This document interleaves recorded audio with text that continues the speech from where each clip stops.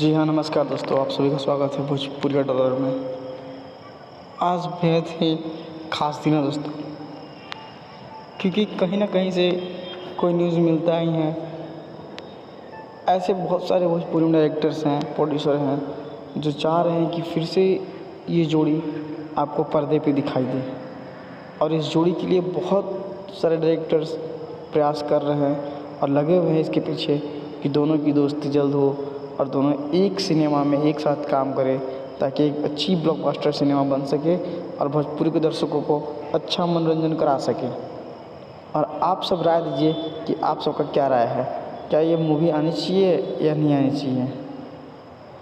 क्योंकि ये जोड़ी भोजपुरी में बहुत ही ज़बरदस्त जोड़ी है दोस्तों, बहुत ही ज़बरदस्त जोड़ी है। इस जोड़ी का हर कोई इंतज़ार करता है।